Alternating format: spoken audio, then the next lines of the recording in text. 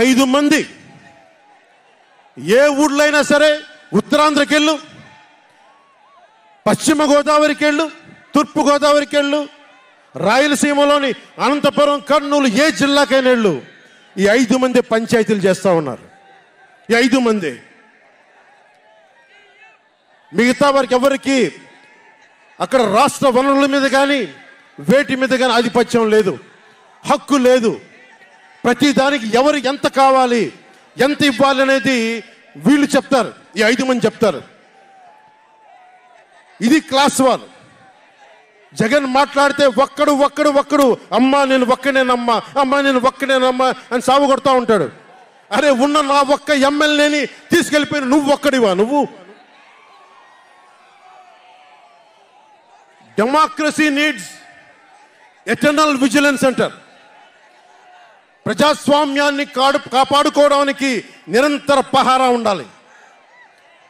2014 party పెట్టినప్పటి నుంచి ఈ రోజు దాకా నేను చేస్తుంది ప్రజాస్వామ్యాన్ని కాపాడే ప్రయత్నాలే. అందుకని నేను తీసుకునే కొన్ని నిర్ణయాలు పార్టీ పరంగా ఉండవు, వ్యక్తిపరంగా ఉండవు, రాష్ట్ర ప్రయోజనాలకు ఉంటాయి, దేశ ప్రయోజనాలకు ఉంటాయి. అంతేకాని ఏ రోజున కూడా వ్యక్తి ప్రయోజనాలను ఆశించి నేను ఎప్పుడు రాజకీయం చేయాల. ప్రజాస్వామ్యాన్ని కాపాడటానికి రాజకీయం చేశాం, ప్రజాస్వామ్యాన్ని కాపాడటానికి పొత్తులు పెట్టుకున్నాం. డెమోక్రసీలో ఎప్పుడు కూడా ఒక డిసెంట్ ఉంటుంది, ఒక వ్యతిరేకత ఉంటుంది. కోఆపరేషన్ అండ్ కన్ఫ్రాంటేషన్, సహకారం, సంఘర్షణ రెండు పక్క పక్కన ఉంటాయి. సంఘర్షించాల్సిన పరిస్థితులు ఉంటాయి, సహకారం ఇవ్వాల్సిన పరిస్థితులు ఉంటాయి. ఇప్పుడు 2024కి సహకారం ఇవ్వాల్సిన పరిస్థితి.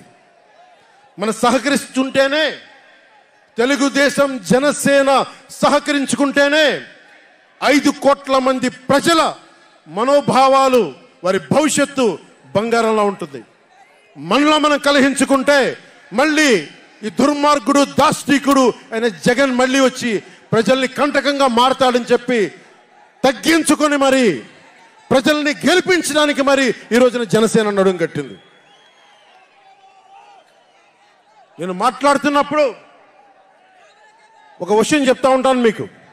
మార్టిన్ నిమోలర్ అనే ఒక ప్రీస్ట్, జర్మనీ హిట్లర్ సమయంలో ఆయనకి అండగా వచ్చాడు. హిట్లర్ చాలా గొప్ప నాయకుడని. ఎందుకు చెప్తా ఉన్నానంటే, జగన్ కోసం 98% చాలా అన్ని వర్గాల్లో కూడా జగన్ వంటి వెళ్ళారు. 2019లో నేను ఒక్కొక్కరి చెవులో ఇల్లు కట్టుకొని మరి చెప్పా, జగన్కి ఓటేయకండి, ఓటేయకండి, మంచిది కాదని. జగన్ బతుకు జూబ్లీ హిల్స్ సొసైటీ ఫామ్ అయినప్పటి నుంచి నాకు తెలుసు. అదే చెక్ పోస్ట్లో ఏం చేసేవాడు నాకు తెలుసు. కాంటికి రెస్టారెంట్ బంజారా హిల్స్లో ఏం చేసేవాడు తెలుసు. మాట్లాడితే నా వ్యక్తిగత జీవితం గురించి మాట్లాడుతూ ఉంటాడు. నీ వ్యక్తిగత జీవితం గురించి మాట్లాడాలంటే నా దగ్గర టన్నుల ఇన్ఫర్మేషన్. జగన్ మర్చిపోకు. ఇప్పుడు దాకా నువ్వు పవన్ కళ్యాణ్ తాలూకు శాంతిని చూసావు, మంచితనాన్ని చూసావు. జగన్ నీకు యుద్ధాన్ని ఇస్తాను, మర్చిపోకు. యుద్ధం. మార్టిన్ నిమోలర్ ఒకటి చెప్పాడు, జెండా దించు జెండా. మార్టిన్ నిమోలర్ ఒకటే చెప్పాడు, హిట్లర్ని సపోర్ట్ చేసే వ్యక్తి ఒక్కళ్ళ కోసం కాదు. సోషలిస్టులు వచ్చినప్పుడు నేను సోషలిస్ట్ కాదని చెప్పి హిట్లర్ ఎస్ఎస్ సైన్యం సోషలిస్టుల కోసం వస్తే నేను సోషలిస్ట్ని కాదని చెప్పి వెనక్కి వెళ్ళిపోయాడు. సహకరించలేదు, ముందుకు రాల వాళ్ళు రక్షించడానికి. కమ్యూనిస్టుల కోసం వస్తే నేను కమ్యూనిస్ట్ని కాదని చెప్పి కామ్గా ఉండిపోయాడు. యూదుల కోసం వస్తే నేను యూదుని కాదని చెప్పి కామ్గా ఉండిపోయాడు. కార్మిక నాయకుల కోసం వస్తే నేను కార్మిక నాయకుడిని కాదని చెప్పి కామ్గా ఉండిపోయాడు. తన కోసం వచ్చినప్పుడు ఎవ్వరూ లేరు. ఈ రోజున ఒక 4 దశాబ్దాల సుదీర్ఘంగా ఉన్న ఒక ఎక్స్పీరియన్స్డ్ రాజకీయ ఉద్దండుణ్ణి 53 రోజులు జైల్లో పెడితే నాకు బాధేసింది. నిజంగా బాధేసింది. ఆయన సతీమణిని అనకూడని మాటలు అంటూ ఉంటే నాకు బాధ కలిగింది.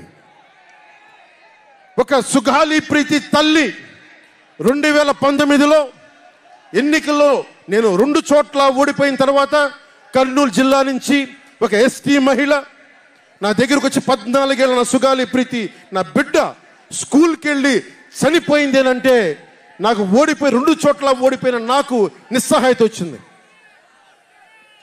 ఇట్లా ఏ మూలకెళ్ళినా ఒక కౌలు రైతులు కానీ గిట్టుబాటు ధర రాని రైతులు కానీ ప్రతి ఒక్కరూ వారి వారి కష్టాలను చూసి చలించిపోయాను.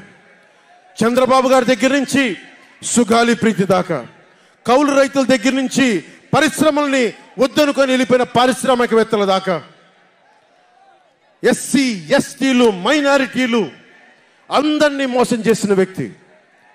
నేను ఒకటే అనుకున్నా, నేను వీళ్ళ కోసం నిలబడకపోతే రేపు నాకు కష్టం వచ్చిన నా కోసం ఎవరు నిలబడరు.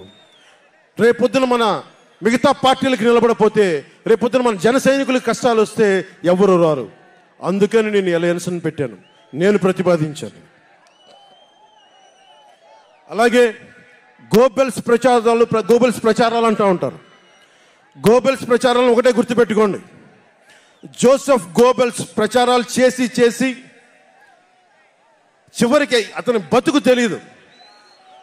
1945లో ప్రపంచ యుద్ధం అయిపోయిన వెంటనే అదే బంకర్లో హిట్లర్ అద్భుతంగా ఉన్నాడు, ఇంకా జర్మనీ గెలుస్తుందని చెప్పి వాళ్ళ బంకర్లో ఎలైడ్ ఆర్మీ వచ్చి కాల్ చేసే వరకు గోబెల్స్ అబద్ధాలు చెప్తూనే ఉన్నాడు.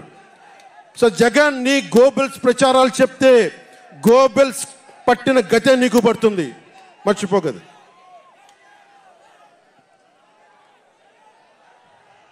రాజధాని గురించి, రాజధాని అభివృద్ధి వికేంద్రీకరణ ఉండాలి కానీ రాజధాని వికేంద్రీకరణ కాదు. స్ట్రాటజిక్ అడ్మినిస్ట్రేటివ్ సెంటర్ రాజధాని అంటే. ఈ రోజున రాజధాని అంటే 3 చోట్ల పరిగెట్టాల్సి వస్తుంది. వ్యూహాత్మక పరిపాలనా కేంద్రం రాజధాని అంటే. అమరావతియే రాజధానిగా ఉంటుందని చెప్పి ఇంకొక మారు ఈ తాడేపల్లి గూడెం ఈ జెండా సభ నుంచి ఇంకొక మారు ఉద్ఘాటిస్తున్నాం. 3 రాజధానులు లాంటి ఐడియాలు, ఈ 3 ముక్కల ఆలోచనలు, ఈ 3 ముక్కల ముఖ్యమంత్రి. ప్రధానమంత్రి గారు చెప్పారు 2014లో జగన్కి అధికారం వస్తే, ఆ రోజున 2014లో చంద్రబాబు గారు ఉన్నారు, మోదీ గారు ఉన్నారు, నేనున్నా, మిగతా అందరూ ఉంటే మోదీ గారు ఒకటే మాట ఉన్నారు, ఈ అలయన్స్ని కాకుండా జగన్ని తీసుకొస్తే స్కామ్ ఆంధ్ర అవుతుంది అనేది. 2019 నుంచి 24కి ఇది దోపిడీకి గురైన ఆంధ్ర అయింది. ఈ రోజున ఉద్యోగాలు లేవు, జీతాలు సంపాదించలేరు, ఎక్కడికి వెళ్ళాలో తెలియదు. ప్రజల సొమ్ము ప్రజలకు పంచి తన దానకర్ణుల్లా మాట్లాడుతున్నాడు జగన్. అరే మీ తాత సంపాదించిన ముల్ల ఏంటి నువ్వేం ఇవ్వడానికి? మీ తాత సంపాదించిన ముల్ల ఇది. ప్రజలు కష్టపడి కట్టిన ట్యాక్సుల నుంచి వచ్చిన డబ్బు, వాళ్ళ డబ్బు వాళ్ళకి ఇవ్వడం అది వాళ్ళ హక్కు. అది నీకు నువ్వు దానం ఇచ్చే దానం కాదు, ఇది మర్చిపోకేది. ప్రభుత్వ ఉద్యోగులను మోసం చేశాడు, సిపిఎఫ్ అని చెప్పి ఉద్యోగుల్ని మోసం చేశాడు, అంగన్వాడీ కార్యకర్తలను మోసం చేశాడు, దివ్యాంగులకి మోసం చేశాడు, కౌలు రైతులు గిట్టుబాటు ధర ఇవ్వకుండా రైతులకి ఇళ్ల పట్టాల్లో దోపిడీలు. ప్రజల వద్దకి పాలన అంటే భీమ్లా నాయక్ సినిమాలకి కలెక్టర్లను కూర్చోబెట్టి టికెట్లు అమ్మించడం తప్ప ప్రజల వద్దకి పాలన ఇంకెక్కడ కనిపించలేదు.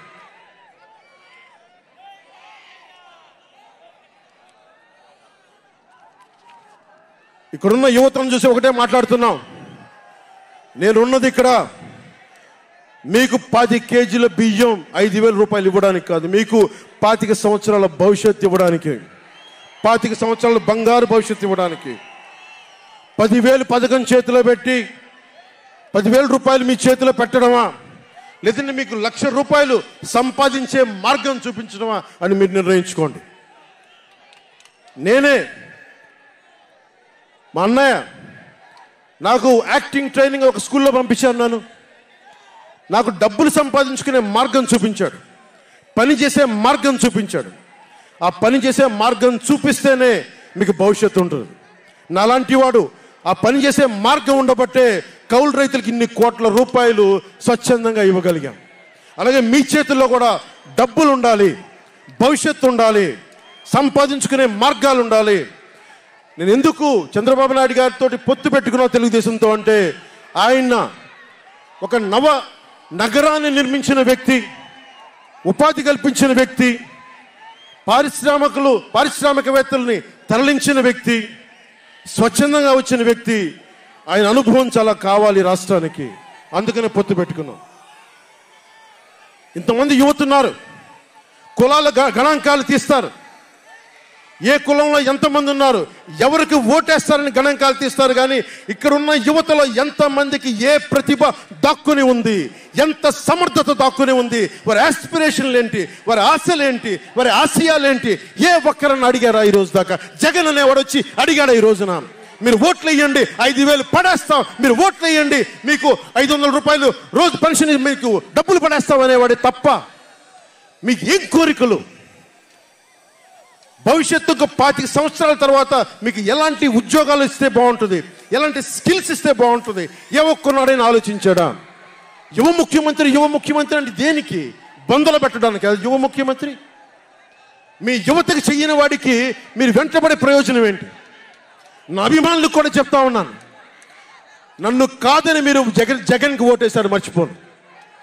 ఈరోజున మీరు సఫర్ అవుతున్నారు, నేను కాదు. మీ భవిష్యత్తు కోసం వచ్చే నేను రోడ్ల మీదకి శుభ్రంగా కోట్లు సంపాదించుకునే మార్గాలు ఉన్నాయి నా దగ్గర, యాక్టింగ్ స్కిల్స్ ఉన్నాయి.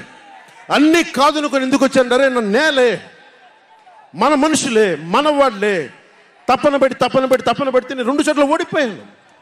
2 చోట్ల బాధ లేదు, నిలబడ్డా. 2 చోట్ల ఓటమి బాధ మీకు ఎలా ఉంటుందో తెలుసా? ఒక ఎగ్జామ్ పోతే మీకు బాధ ఎలా ఉంటుందో విద్యార్థికి తెలుసు. అలాంటిది నేను 2 చోట్ల ఓడిపోతే నేను నిరాశ, నైరాశ్యం, బాధ ఉండింది. ఒకటే గుర్తుపెట్టుకున్నా, ట్రైన్లో డర్బన్లో దక్షిణాఫ్రికాలో గాంధీని ట్రైన్లోంచి గెంటి వేయబడ్డ గాంధీ గారు గుర్తొచ్చారు.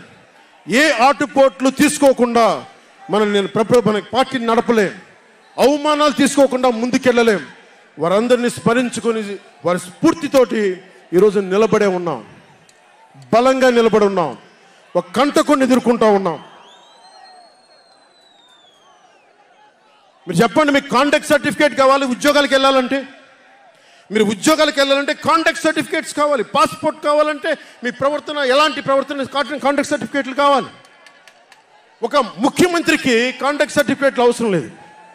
ఎన్ని కేసులున్నా పర్లా, ఈ ఉండే గూండా ఎమ్మెల్యేలకి ఎన్ని దోపిడీలు చేసినా వాడికి కాంటాక్ట్ సర్టిఫికేట్ అవసరం లేదు. పోలీసు ఉద్యోగానికి వెళ్ళాలంటే కాంటాక్ట్ సర్టిఫికేట్లు, చిన్నపాటి ఉద్యోగం కావాలంటే కాంటాక్ట్ సర్టిఫికేట్లు. కానీ మనల్ని పాలించే ఈ వైఎస్ జగన్కి, వీళ్ళ అనుంగులైన ఈ దాష్టీకుల సమూహానికి కాంటాక్ట్ సర్టిఫికేట్ అవసరం లేదు. మనకి కాంటాక్ట్ సర్టిఫికేట్లు ఇచ్చే నాయకులు మనకంటే ఉన్నతంగా ఉండి తీరాలి. మీరు అలా కాకుండా దోపిడీగాళ్ళని, దొంగల్ని ఎన్నుకుంటే మనమే బాధపడాల్సి వస్తుంది. ఈ రోజున పొద్దున్నే పథకం కింద డబ్బులు ఇస్తాడు, సాయంత్రం సారా కింద పట్టుకోపోతాడు. జగన్ ఇచ్చేది చేయూత కాదు, చేతి వాటం. పొద్దున్నే డబ్బులు ఇస్తాడు, పొద్దున్నే పథకం కింద డబ్బులు, సాయంత్రం సారా కింద పట్టుకెళ్ళిపోతాడు. ఎక్కడైనా చూడు, డిజిటల్ పేమెంట్స్ లేవు, మొత్తం సారా డబ్బులు అంతా క్యాష్ డబ్బులు, మొత్తం క్యాష్ డబ్బులు.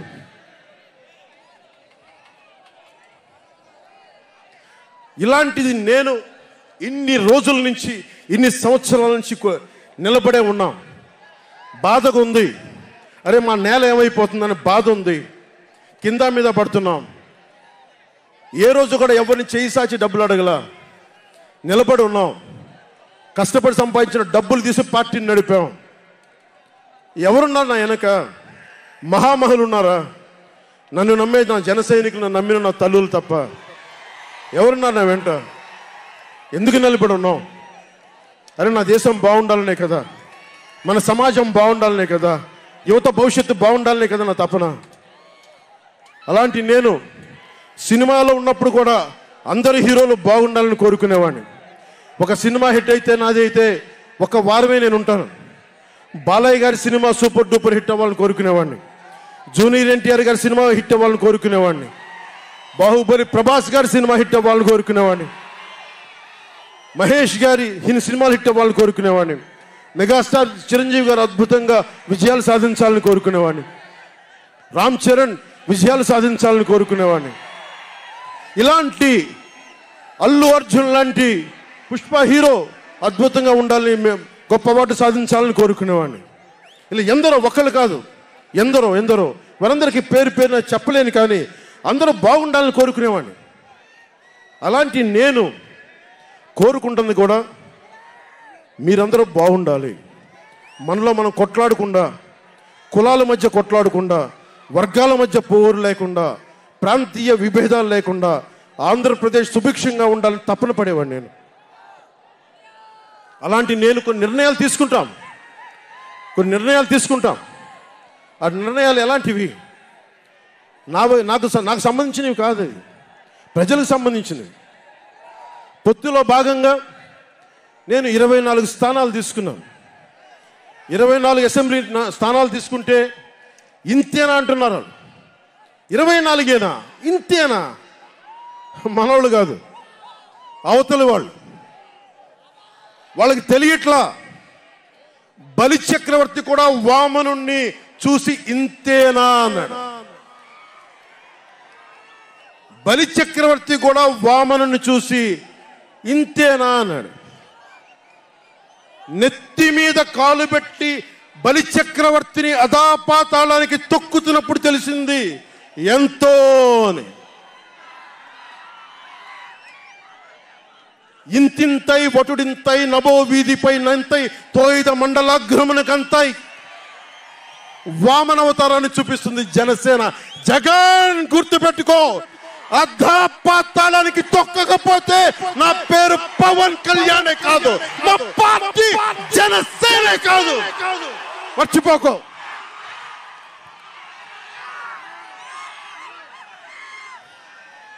రేపు ఎన్నికలైనప్పుడు వైసీపీ వాళ్ళకి తెలుస్తోంది మనం ఎంతో. నెత్తి మీద కాలేసి తొక్కుతాం కదా, అప్పుడు అర్థమవుతుంది మేమేంటో. జగన్ జనసేన ఒక్క సీటు గెలిస్తేనే నేను రాజమండ్రి రోడ్ల పర్యవేక్షణకి వస్తానని అంటేనే రాత్రికి రాత్రి 10th క్లాస్ విద్యార్థిలాగా, 10th క్లాస్ చదువుకునే విద్యార్థిలాగా రాత్రికి రాత్రి రోడ్లు వేశారు. నైట్ అవుట్ చేసి మరి ఒక్క సీటుకే ఇదంతా. ఒక్క సీటు గెలిస్తేనే రాత్రికి రాత్రి రోడ్లు వేసావు. జనసేన 24 సీట్లతో ఏం చేయగలరో మీరు ఊహించుకోగలరా? వ్యూహం నాకు వదలండి, నన్ను నమ్మండి. 24 ఏంటి అని అంటా ఉన్నారు. విశ్వామిత్రుడు, బ్రహ్మర్షి విశ్వామిత్రుడు బ్రహ్మపదానికి వెళ్ళడానికి కూడా 24తోనే. గాయత్రి మంత్రం 24 అక్షరాలు. అంకెలు లెక్క పెట్టదని చెప్పండి ఎవరిని. పవన్ కళ్యాణ్ వంక కూడా చూడలేరని చెప్పండి. జనసేన మీద కన్నెత్తి కూడా చూడలేరని చెప్పండి.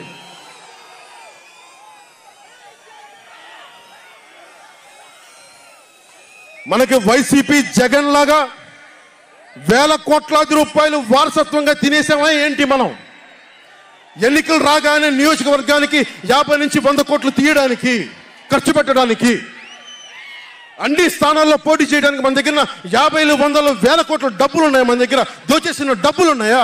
లేదంటే 4 దశాబ్దాల సుదీర్ఘమైన అనుభవం ఒక వ్యవస్థలు ఉన్నాయా మన దగ్గర? తెలుగుదేశం పార్టీ నాయకుల్లాగా ఏమున్నాయి మన దగ్గర? వెతుక్కున్నాం, ఇటుక పెంచుకున్నాం. ఇప్పుడిప్పుడే ఇల్లు కడుతున్నాం, జనసేన ఇల్లు కడుతున్నాం, కోట కూడా కడతాం. తాడేపల్లి జగన్ కోట కూడా బద్దలు కొడతాం. సామాన్యుడు రాజకీయం చేస్తే భరించలేని ఆధిపత్యపు ధోరణి, సామాన్యులు రాజకీయం చేస్తే తట్టుకోలేరు. అధికారం వాళ్ళ ఫ్యాక్షన్ కోటల్లోనే ఉండాలి. అది దాటి మనలాంటి మామూలులోకి వస్తే, మనం వ్యూహాలు వేస్తే, మనం పొత్తులు పెట్టుకుంటే వాళ్ళు భరించలేరు. అందుకని రకరకాలుగా చెప్తారు కథలు. సామాన్యుని రాజకీయం భరించమని చెప్పండి. జగన్ సామాన్యుడు రాజకీయం చేస్తే ఇలాగే ఉంటుంది. వ్యూహాలు వేస్తాం, పొత్తులు పెట్టుకుంటాం, నీ కోటలు బద్దల కొడతాం.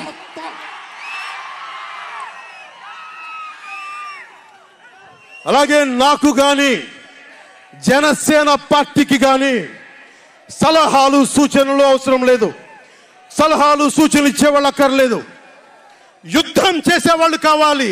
కొత్త రక్తంతో, కుతకుతలాడే రక్తంతో, గుండెలు చరించుకునే యువ రక్తం కావాలి. దాష్టికాన్ని నిలబడే యువకులు కావాలి. కత్తులు పట్టుకునే వీర మహిళలు కావాలి.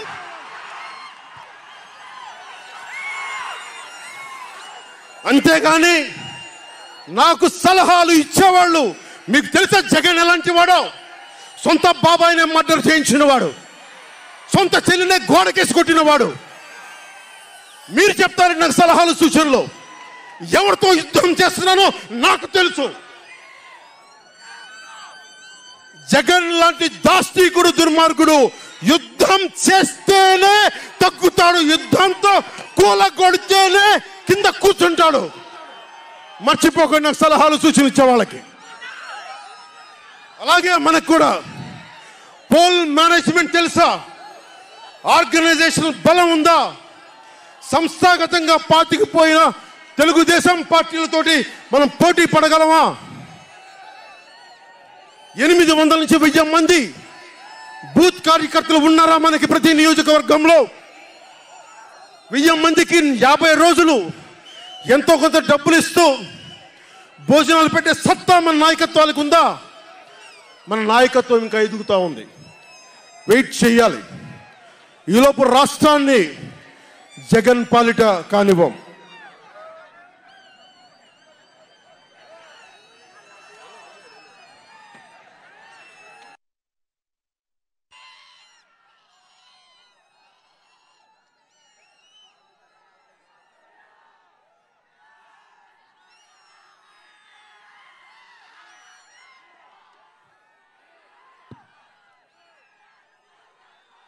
జన సైనికులు సిద్ధంగా ఉన్నా,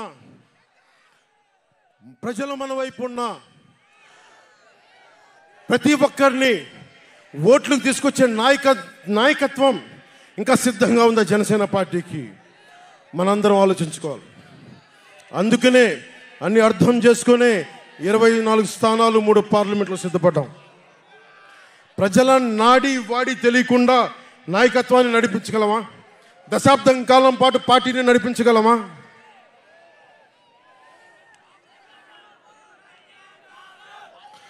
ఏదైనా మాట్లాడితే వ్యక్తిత్వాన్ని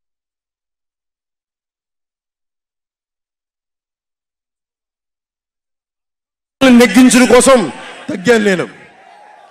కొంతమంది మద్దతుదారులు అన్న పేరు మీద నా నిర్ణయాన్ని ప్రశ్నిస్తూ ఉన్నారు. జగన్ తన బాబాయిని మర్డర్ చేసిన ఆయన మద్దతుదారులు, ఆయనకు ఓట్లేసిన వాళ్ళు ఒక్క మాట అనరు, వెనకేసుకొస్తారు. హార్ట్ అటాక్ అని వెనకేసుకొస్తారు. ఓడిపోతున్నా కూడా గెలుస్తున్నామన్న ఒక నిలబడే సమూహం జగన్ పక్కన ఉన్నది. వేలాది కోట్లు, లక్షల కోట్ల ఆస్తులు ఉన్నా కానీ అక్రమంగా సంపాదించాడు అని అందరికీ తెలిసిన వెనకేసుకొచ్చే సమూహం వైఎస్ జగన్ సమూహం. ఇక్కడ నేను ఏమి చేయకపోయినా, ఏ మాటలు జగన్ నిలబెట్టుకోకపోయినా అద్భుతం, ఆహా ఓహో అనే సమూహం జగన్ వెనక ఉంది. దళితుడిని చంపి డోర్ డెలివరీ చేసినా కానీ వెనకేసుకొచ్చే సమూహం, ఫీజు రీయింబర్స్మెంట్లు ఆపేసినా కానీ వెనకేసుకొచ్చే సమూహం, 2019లో నేను 2019లో పరిమితమైన స్థానాల్లో పోటీ చేసి గెలిచుంటే మట్టుకు ఆ రోజున జనసేన ఈ రోజున రికగ్నైజ్డ్ పొలిటికల్ పార్టీ అయిపోయింది. నా వ్యూహాన్ని ఎవరు తప్పుపట్టకండి. ప్రజల్ని క్షేమాన్ని ఆకాంక్షించే వ్యూహం నాది. కానీ జగన్ ఏమో ఒకవైపు ఎవరు ప్రశ్నించరు, వాళ్ళ సమూహం. నా సమూహం నన్ను ఎందుకు ప్రశ్నిస్తున్నారు? మీరెందుకు ప్రశ్నిస్తున్నారు?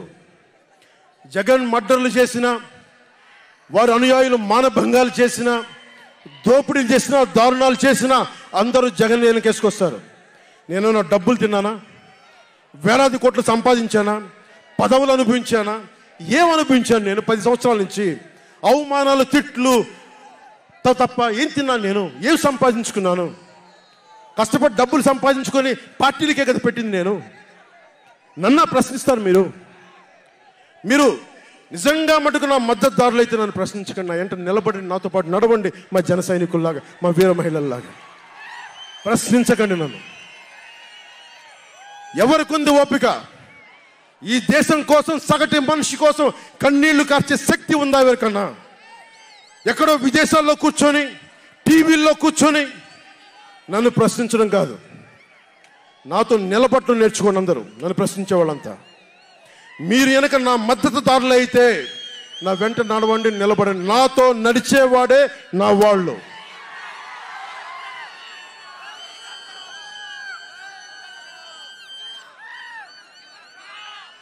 నేను ఎప్పుడు కూడా ఒక నియోజకవర్గం దృష్టిలో లేదు. నాకు దేశం ఉంది, మానవత్వం ఉంది, మన ఆంధ్రప్రదేశ్ ఉంది, తెలుగు ప్రజల, తెలంగాణ ప్రజల నేల ఉంది. నాకు తెలంగాణ నేల ఉంది నా దృష్టిలో. ఒక నియోజకవర్గం గురించి నేను ఎప్పుడు ఆలోచించలా. రాష్ట్ర ప్రయోజనాల కోసం ఆలోచించాను కానీ అరే నేను ఒక నియోజకవర్గాన్ని డెవలప్ చేసుకోవాలి నేను నిజంగా ఆలోచించలేదు. నేను ఒకటే అనుకున్నా, నేను ఇంతమంది కోసం పనిచేస్తున్నప్పుడు నా కోసం ఆలోచించే ఒక నియోజకవర్గంలో ఉండి కొద్దిమంది పనిచేస్తారని ఆశించాను. దురదృష్టం, అనుకున్నంత పని చేయలేకపోయారు. సంతోషం. ఒక నియోజకవర్గం వ్యక్తిని కాదు నేను. ఓడినప్పుడు మీతోనే ఉంటాను, గెలిచినప్పుడు మీతోనే ఉంటాను. నేను ఎక్కడి నుంచి పోటీ చేసినా సరే. పవన్ కళ్యాణ్తో స్నేహం అంటే చచ్చేదాకా. పవన్ కళ్యాణ్తో శత్రుత్వం అంటే అవతల వాడు చచ్చేదాకా. ఇద్దరు కలిస్తే చూడలేడు, నలుగురు నవ్వుకుంటే చూడలేడు, 10 మంది పచ్చగా ఉంటే భరించలేడు. ఏమంటారు అలాంటి వాడిని? చెల్లిని గోడకు పెట్టి కొట్టేవాడిని ఏమంటారు? తల్లిని చెల్లిని దూరం పెట్టేవాడిని ఏమంటారు? ప్రజల్ని కష్టాలు పెట్టేవాడిని ఏమంటారు? ఓ దాష్టీకుడు, ఒక సైకో అంటాం. జగన్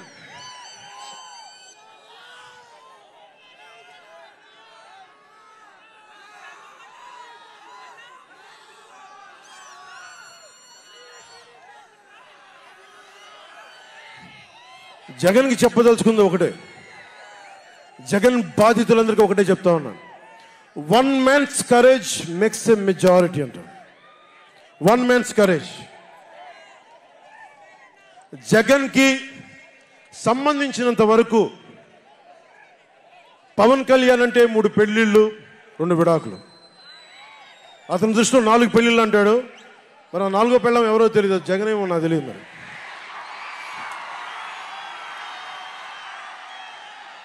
నాకు ఇదే విసుగొస్తుంది. జగన్ లేని 4వ పెళ్ళవుటే నువ్వేరా.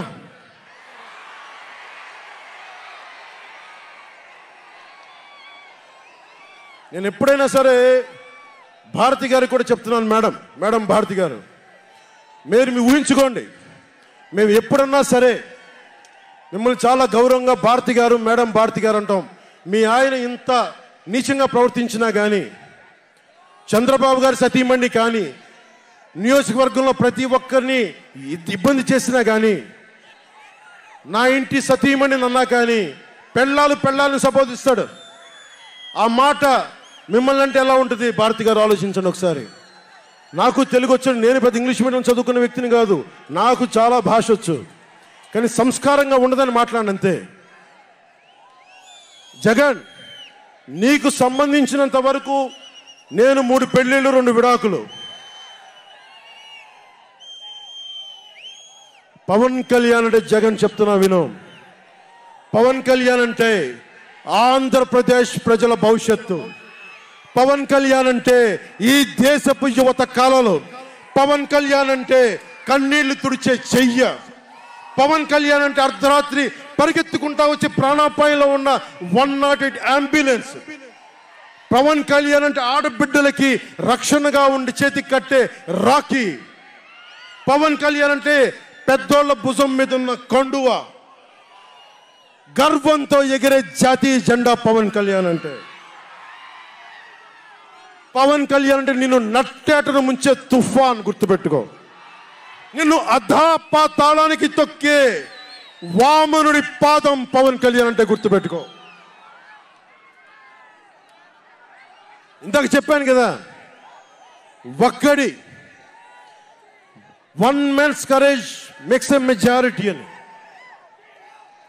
ఒక అర్ధరాత్రి కికారణ్యంలో అడవులు, సింహాలు, పులులు, తోడేళ్లు, గుంటనక్కలు తిరిగే చోట ఒక్కడు వెలిగించిన కాగడ అడవిని జయిస్తుంది. ఒక్కడు వెలిగించే కాగడ అడవిని జయిస్తుంది. ఒక్కడి ధైర్యం, ఒక్కడి సాహసం, ఒక్కడి ప్రతిఘటన కొన్ని కోట్ల మందికి తిరగబడే ధైర్యాన్ని, బలాన్ని ఇస్తుంది. మహాత్మా గాంధీ, అల్లూరి, నేతాజీ, బాబాసాహెబ్ అంబేద్కర్ ఇలాంటి మహానుభావులు ఎందరో స్ఫూర్తిని తీసుకొని వారి అడుగు జాడల్లో నేను ఒక్కడే 2014లో ఒక గొంతుకెత్తాను. ఒక్క అడుగు ముందుకేశాను, ఒక్క ప్రతిఘటన చేశాను, ఒక్క యుద్ధం మొదలుపెట్టాను. అది 2024కి. అక్కడ దూరంగా ఉన్న వాటి మీద ఎక్కి ఉన్న జన సైనికులు, విదేశాల్లో కూర్చున్న తెలుగు ప్రజలు, ఎక్కడో టీవీల్లో వీక్షిస్తున్న మహిళలు, పెద్దలు, పిన్నలు, ఉద్యోగం మరి ఆపేసి, పని పక్కన ఆపేసి టీవీలో కూర్చొని చూస్తున్న ఈ ఉపన్యాసాన్ని చూస్తున్న ఒక సగటు యువకుడు, భవిష్యత్తు ఎలా ఉంటుందని చెప్పి బాధపడే సగటు తల్లి, స్టేజ్ మీద కూర్చున్న, అలాగే టీవీల్లో గ్లోబల్గా మొత్తం చూస్తున్న ప్రతి ఒక్కరు, అలాగే ఈ వేదిక పైన, స్టేజ్ పైన కూర్చున్న ఒక క్లేమోర్ మైన్ ఆయన వస్తున్న జీప్ని అలిపిర్లో ఎగిసి 16 అడుగులు ఎత్తున కొడితే కింద పడి మరి చొక్కా దులుపుకొని పదండి రాజకీయం చేద్దామని చెప్పి 4 దశాబ్దాల నుంచి రాజకీయం చేస్తున్న ఒక రాజకీయ దురంధరుడు చొక్కా దులుపుకొని మరి పదండి చూద్దాం ఎవడొస్తాడని. అలాంటి రాజకీయ దురంధరుడు, రండి రాజకీయాలు చేద్దాం అని అలాంటి వారితోటి ఆయన్ని నమ్ముకున్న ప్రతిష్టాత్మకమైన తెలుగుదేశం పార్టీ, ఆయన వెనక నడుస్తున్న తెలుగు తమ్ముళ్ళు, తెలుగు మహిళలు, నన్ను నమ్మి నిలిచిన నా జన సైనికులు, నన్ను నమ్మి నా వెంట ఉన్న వీర మహిళలు, నా వెన్నంటే ఉండే నా జనసేన నాయకులు, కత్తి దూసి కథన రంగంలో దూకడానికి సిద్ధంగా ఉండే మన యువత, వీళ్ళందరూ కూడా ఈ రోజున మనం వచ్చింది, మీరందరూ కూడా గత 5 సంవత్సరాలుగా మీ స్థానాల్లో వేదిక పైన కూర్చున్న పెద్దలు కానీ, ఇటు సైడ్ కూర్చున్న నాయకులు కానీ, మీరు కానీ, టీవీలో వీక్షిస్తున్న ప్రతి ఒక్కరూ మీదైన యుద్ధాలు, మినీ యుద్ధాలు వైసీపీ దుష్ట పాలన మీద చేస్తూనే ఉన్నారు. ఈ రోజున తాడేపల్లిగూడెం నుంచి నేను ఒకటే పిలిపిస్తున్నా, ఈ మినీ యుద్ధాలన్నీ కలిసి ఒక మహాయుద్ధాన్ని ప్రకటిస్తున్నాను 2024 ఎన్నికలకి.